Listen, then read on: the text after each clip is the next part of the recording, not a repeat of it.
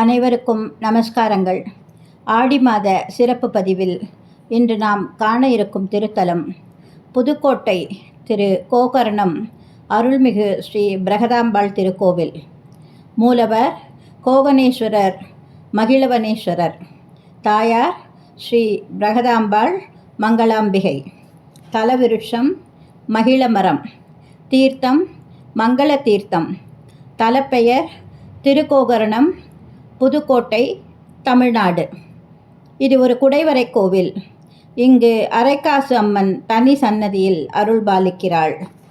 ஏதேனும் பொருள் தொலைந்தால் அரைக்காசு அம்மனுக்கு காணிக்கை என கூறி சிறிது வெல்லத்தை எடுத்து வைத்து தேடினால் உடனே கிடைத்துவிடும். தல பெருமை. சிவபெருமான் காமதேனுவுக்கு மோட்சம் தர காரணமாக இருந்த சிவத்தலம். கிழக்கு நோக்கி கோகர்ணேஸ்வரர் சன்னதி. ஸ்ரீ பிரகதாம்பாள் புதுக்கோட்டை மன்னரோடு நேருக்கு நேர் பேசிய தெய்வம் என்று வரலாறு கூறுவதால் தாயாரை பேசும் தெய்வம் என்றே அழைக்கின்றனர். தல வரலாறு. காமதேனுவுக்கு தேவேந்திரனால் சாபம் ஏற்பட்டு தேவலோகத்திலிருந்து பூலோகத்துக்கு வந்து சேர்ந்தது. பின்பு கபில மகரிஷி, மங்கள மகரிஷி ஆகியோரை சேவித்து அவர்களின் அனுமதி பெற்று தினந்தோறும் காசி போய் கங்கை நீரை கொண்டு வந்து ஈஸ்வரனுக்கு அபிஷேகம் செய்துவிட்டு மீதியை பாறையை கீறி அதில் விட்டு விடு என்று சொல்கிறார்கள். பசுவின் பக்தியை சோதிக்க ஈஸ்வரன் புலியின் ரூபம் எடுத்து திருவேங்கை வாசல் வந்து சோதிக்கிறார். பசுவின் பக்தியை அறிந்து சாப்பிட்டு விடுவேன் என்று இறைவன் பயமுறுத்தினார். பசுவோ விரத பூஜையை முடித்துவிட்டு வருகிறேன் என காமதேனு புலியிடம், அதாவது ஈசனிடம் சொல்லி இங்குள்ள சுவாமியை வணங்கிவிட்டு மீண்டும் செல்ல அங்கு திருவேங்கை வாசலில் காமதேனுவுக்கு மோட்சம் கிடைக்கிறது. இத்தகைய சிறப்பு வாய்ந்த இக்கோவில் மிகச்சிறந்த குடைவரை கோயிலாக இன்றும் திகழ்கிறது. கோயில் திறக்கும் நேரம் காலை 6 மணி முதல் 11 மணி வரை, மாலை 4 மணி முதல் 8 மணி வரை. திருவிழாக்கள். சித்திரை கொடியேற்றம் 10 நாள் திருவிழா, ஆடிப்பூரம் 11 நாள் திருவிழா, நவராத்திரி, அம்பு போடும் விழா, தைப்பூசம், மாசி திருவிழா, விநாயகர் சதுர்த்தி, கந்தசஷ்டி விழா, கார்த்திகை தீப விழா, மார்கழி மாதம் பூசைகள், திருவாதிரை, தைவெள்ளி, மாசிமகம், பங்குனி உத்திரம். அடியேனுக்கு அரைக்காசு அம்மனை பற்றி தோன்றிய வரிகளுக்கு திரு கிருஷ்ணகுமார் அவர்கள் அழகாக கம்போஸ் செய்து பாடி அளித்துள்ளார். அவர்களுக்கு நன்றிகள், வாழ்த்துக்கள். வாழ்வில் புதுக்கோட்டை என்றாலே அனைவருக்கும் நினைவிற்கு வருவது அம்மன் காசுகள்தான். புதுக்கோட்டை சமஸ்தானமாக இருந்த பொழுது புழக்கத்தில் இருந்த காசுகள் இவை.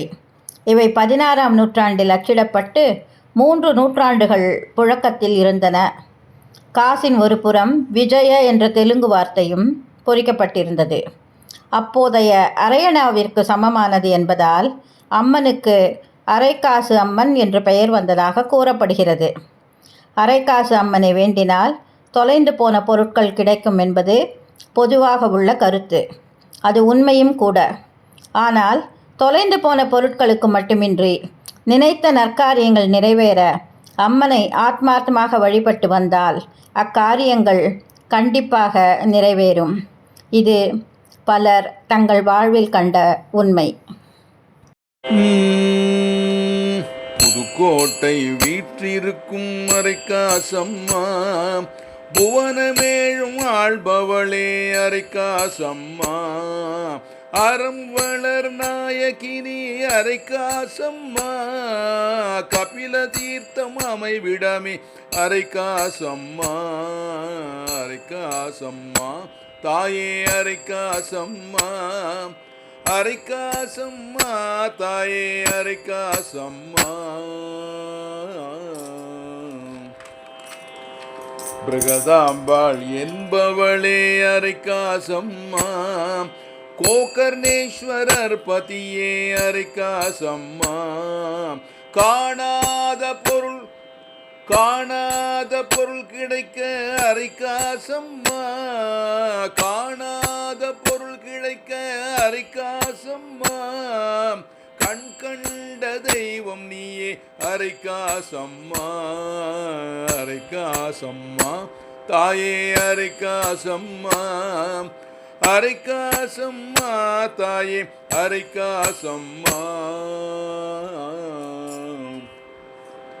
பச்சை நீளம் பவள நீரம் அரைக்காசம்மா, பனங்காட்டூர் உரைபவளே அரைக்காசம்மா, 16 செல்வம் பெற அரைக்காசம்மா, பணிந்தோமே உன் பாதம் அரைக்காசம்மா, 16 செல்வம் பெற அரைக்காசம்மா, பணிந்தோமே உன் பாதம் அரைக்காசம்மா, புதுக்கோட்டை வீற்றிருக்கும் அரைக்காசம்மா, புவனமேழும் ஆள்பவளே அரைக்காசம்மா, புவனமேழும் ஆள்பவளே அரைக்காசம்மா, புவனமேழும் ஆள்பவளே அரைக்காசம்மா.